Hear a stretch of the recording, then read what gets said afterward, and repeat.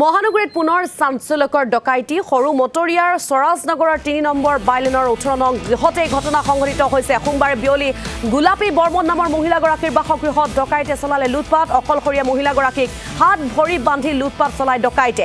ঘটনাৰ সময়ত এগৰাকী আত্মীয় উপস্থিত হৈছিল যদিও লোকজনকো ডকাইতে বান্ধি লুটপাট কৰে। চিচিটিভিৰ সংযোগ কাটি সোণৰ অলংকাৰ লগতে নগদ ধন লুট কৰে দলটোৱে। ঘটনা সন্দৰ্ভত আৰক্ষী আৰম্ভ কৰিছে তদন্ত। মে মাহৰ ২৬ তাৰিখেও ডকাইতিৰ ঘটনা সংঘটিত হৈছিল বাসগৃহটোত। অঞ্চলটোত থকা এটা মন্দিৰতো ৪বাৰকৈ চুৰি সংঘটিত হৈছে। অভিযোগ দাখিল কৰাৰ পিছতো আজি পৰ্যন্ত গ্ৰেপ্তাৰ হোৱা নাই কোনো লোক। আমি পুনৰ জনাব বিচাৰিছোঁ ঘটনা সংঘটিত হৈছে সৰু মটৰিয়াত। মহানগৰীত পুনৰ চাঞ্চল্যকৰ ডকাইতি কাণ্ড সৰু মটৰিয়াৰ স্বৰাজনগৰৰ ৩ নম্বৰ বাইলেনৰ ১৮ নং গৃহতে ঘটনা সংঘটিত হৈছে। সোমবাৰে বিয়লি এই ঘটনা গোলাপী বৰ্মন নামৰ মহিলাগৰাকীৰ বাসগৃহত ডকাইতে চলালে লুটপাট। অকলশৰীয়া মহিলাগৰাকীক হাত ভৰি বান্ধি লুটপাট চলাই ডকাইতে। ঘটনাৰ সময়তেই এগৰাকী আত্মীয় উপস্থিত হৈছিল, কিন্তু আত্মীয়গৰাকীকো ডকাইতে বান্ধি লুটপাট কৰে। চিচিটিভিৰ সংযোগ কাটি লয় প্ৰথমতে, তাৰ পাছতে সোণৰ অলংকাৰ নগদ ধন লুট কৰি লৈ যায় চোৰৰ দলটোৱে। ঘটনা সন্দৰ্ভত আৰক্ষীয়ে তদন্ত আৰম্ভ কৰিছে। মে মাহৰ ২৬ তাৰিখেও ডকাইতিৰ ঘটনা সংঘটিত হৈছিল সেই বাসগৃহটোতেই। অঞ্চলটোত থকা এটা মন্দিৰতো ৪বাৰকৈ চুৰি সংঘটিত হৈছিল। অভিযোগ দাখিল কৰিছে স্থানীয় লোকে, তথাপিও আজি পৰ্যন্ত কোনো লোকক গ্ৰেপ্তাৰ কৰিব পৰা নাই আৰক্ষীয়ে। আমি অধিক তথ্য জানিম। আমাৰ সাংবাদিক ৰূপম দলৈ লাইভযোগে সংযুক্ত হৈছে। ৰূপম, সৰু মটৰিয়াত এইবাৰ চাঞ্চল্যকৰ ডকাইতি কাণ্ড এনেদৰে এতিয়া গুৱাহাটী মহানগৰীত দেখিবলৈ পোৱা গৈছে। এটাৰ পাছত আন এটাকৈ চাঞ্চল্যকৰ ডকাইতি কাণ্ড সংঘটিত হৈছে। সেই স্থানত এইবাৰে প্ৰথম নহয়, ইয়াৰ পূৰ্বতেও সেই একেটা বাসগৃহতে চুৰি হৈছে বুলি আমি জানিব পাৰিছোঁ। সেই অঞ্চলটোৰে ৪টাকৈ মন্দিৰত মন্দিৰত ৪বাৰকৈ চুৰি কাৰ্য চলাইছিল চোৰৰ দলে, কিন্তু আজি পৰ্যন্ত কিন্তু চোৰক কৰায়ত্ব কৰিবলৈ সক্ষম হোৱা নাই আৰক্ষীয়ে। ৰূপম,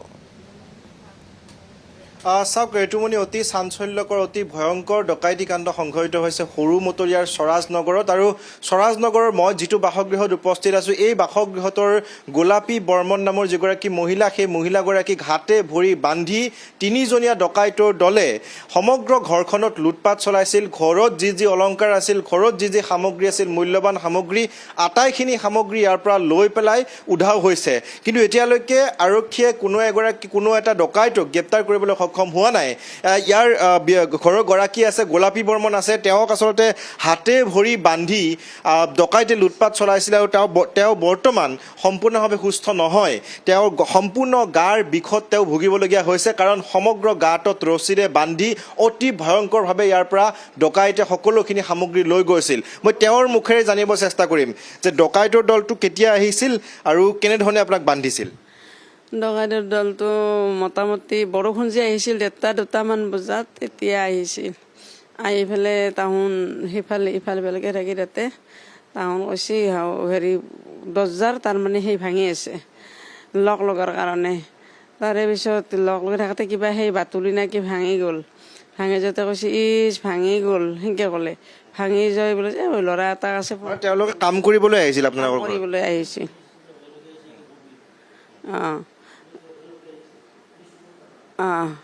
ফোন কৰিবলৈ আহিছে বোলে, সেনেকৈ কৈ তাৰে পিছত হ'ল কি সেনেকৈ থাকলোঁ। সেই ল'ৰাটো মই কৈছোঁ ভাইটি এতিয়া কাম কৰিব নালাগে, মই সেনেকৈ কৈছোঁ, এতিয়া নালাগে, তোমালোকে কালি আহা। মোৰ নামো আছিল, নামতো যাব নোৱাৰিলোঁ, সেনেকৈ ক'লোঁ। নাই কালি আহিব নোৱাৰিম, কাম আছে, আজিয়ে কামটো কৰিম, সেনেকৈ কৈছে। সেনেকৈ কৈ পেলাই তাহোন ইফালে তাহোন সেনেকৈ ৰখিছে। তাহোন ওপৰত দেখিও গ'ল যাই এই যিটো এটা চাই পেলাইতো এনেকৈ চাই আছে। আহি তাহোন কি আছে, তাক মই আহাৰ ল'লে চাহ পানী এনে যি ৰখি আছে দুপৰীয়া হাজাৰক বান্ধিলে মোক হেৰিটামানত বান্ধিছে। মোটামুটি ৪টা হেৰিত গৈছে না, ৪:৫০ মানত, ৪:৫০-৫৫ মানত অনুমানত কৈছোঁ দিয়ক। সেইখিনি সময় মোক এনেকৈ জঙাই একেলগে আহিছিল। জঙাই বেগটো লৈ পেলাই মানে জঙাই ল'ৰাটোক টিউশ্যনত নিব। এনাতে জঙাইও পিছ দিছে। জঙাই তাৰমানে মোটামুটি গেট পাৰে হোৱা নাই, এখন গেট মাজৰ গেটখন। লগে লগে পিছৰ পৰা যায় এই ল'ৰাটোৱে মোক এনেকৈ হেঁচা মাৰি ধৰিছে, মুখেদি হেঁচা মাৰি ধৰি মোক বাগৰে দিছে। তাতে বাগৰে দিয়ে লগে লগে মোৰ গাত এখন আৰু ২-এটা আছিল, আৰু আনাকাটা ৩-এটা আছিল। সেয়েদি চব বান্ধি ৰছী যে ক'ত পাইছে এইগিলা নতুন ৰছী ভৰিত বান্ধছি কপ কৈ পাকে, হাতত বান্ধছি কপ কৈ পাকে, সেই ভৰি এতেতো বান্ধছি সেই ভৰিৰ ৰছী আনি পেলাই এতিয়া আৰু বান্ধি মোক মানুহটো থুপৰি কৰি থৈ দিছে আৰু মুখতো নাপাকে পূৰা এনেকুৱাকৈ মোক মানে নাওনকে এই চকুটো এইটো নাওমান ওলাই আছে বাকী মই একো দেখা নাই আৰু সেনেকৈ ময়ক একদম আৰু শেষে মই আজি শেষে আৰু চেচ মই ইয়াৰ উশাহ চুশাহ বনাই মোৰ অক্সিজেন বন্ধ হৈ গৈছে মই এনেকৈ আছোঁ মই 10 মিনিট থাকিলে মই মৰলোহি গম পাইছে না মৰি গ'লো সেনেকৈ মোক আৰু বান্ধি কি লৈ গৈছে নিচি মোৰ গলকে ধৰিয়ে মোৰ গলৰ চেইনডাল মোৰ একটা নাই মানে পকেটত ভৰিছে ক্ষীণকৈ লাগে অখকৈ লাগে ল'ৰাটোৱে সেইডাল ভৰিছে ভৰি মোক পেচি এই কিবা আজি তাইক আজি মাৰিয়ে পেলাম সেনেকৈ কৈছে এইক আজি মাৰিয়ে পেলাম মোৰ এটাই ল'ৰা মোক মই চেঁচে ক'লোঁ এইডোখো হেৰিয়ে মই ক'লোঁ মোক নামাৰিব চব নিয়ক যি লাগে মোৰ ল'ৰা এটাই কোনো নাই সেনেকৈ ক'লোঁ নাই তেতিয়া বেছি বান্ধছে হাঁচৰিত বান্ধছে মোক তাৰে পিছত থৈ গ'ল যাই তাহোন তাতে বান্ধি পেলাই থৈ তাৰে লগত ডাইনিঙৰ লগত বান্ধি থৈছে থৈ মানুহটো মানে এনেকৈ মানে টুপৰা কৰাৰ দৰে এনেকৈ বান্ধিছে মোক মই বহুত কষ্ট পাইছোঁ আৰু মোৰ সোণা গহনা য'তে যিমান আছে কানি কাপোৰ সোণা গহনা মোক শেষ কৰি দিছে মানে টকা নিছে মোৰ 80,000 মান 80,000 অলপ বেছি 80,000 মান আৰু এই এখেতৰ নালা 10 টকা নোট আছিল 1,000 টকা সেইটো নিছে চব চেদেলি চব ভাঙছে আৰু মোৰ এই পিছপিনে আৰু দলিন চলিন থোৱা বাকচ আছিল হেৰিত চাঙৰ তলত হেলাও চুৰমাৰ কৰি দিছে ভাঙি পেলাই চব চাইছে গোটেই হেৰি চকেছ হেৰি মানে জাগা নাই আৰু ক'বাৰ ভাষা নাই যত যিমান আছে কিমানমান টকাৰ সম্পত্তি মোৰ সম্পত্তি মোটামুটি 20-25 লাখ মান টকাৰ মোৰ হেৰি নিছে কেছ টকা মোৰ এই 80,000 ইফালে 10 টকা নোট তেখেতৰ চিন হিচাপে দিছিলোঁ প্ৰত্যেক হিচাপে তেখেতে থৈ গৈছিল বাকচটোৰ ভিতৰত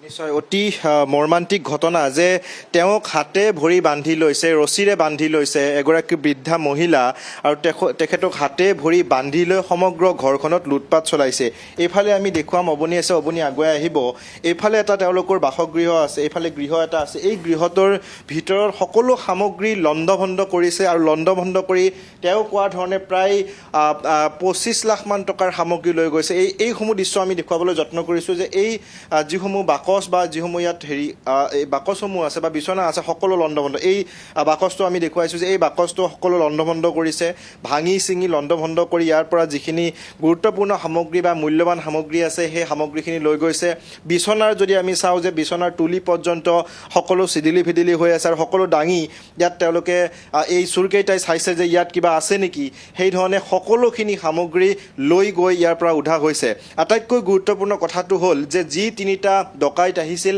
সেই ডকাইত তিনিটা তেওঁলোকে ঘৰৰ কিছু সামগ্ৰী লগাবলৈ ঘৰৰ বিশেষকৈ আমি যিটো স্থানত ঘৰৰ সামগ্ৰী লগাবলৈ তেওঁলোকে বিচাৰিছিল সেই স্থানটো দেখুৱাম যে ঘৰৰ সামগ্ৰী অৰ্থাৎ ঘৰৰ চিটকনি সেইসমূহ লগাবলৈ তেওঁলোকক মতা হৈছিল আৰু তেওঁলোকক বেলেগ এগৰাকী দোকানী পঠাইছিল আৰু এইটো তেওঁলোকে আৰম্ভণি কৰিছিল এইটোৰ পৰা এইটো তেওঁলোকে কাটি ইয়াত লগাবলৈ ইয়াত চিটকনি লগাবলৈ তেওঁলোকে চেষ্টা কৰিছিল লক এটা লগাবলৈ চেষ্টা ৰূপম দলে আপোনাক ধন্যবাদ জ্ঞাপন কৰিছোঁ আমাক কিছু তথ্য আগবঢ়াৰ বাবে লগতে আমাক পৰিৱেশসমূহ দেখুৱাৰ বাবে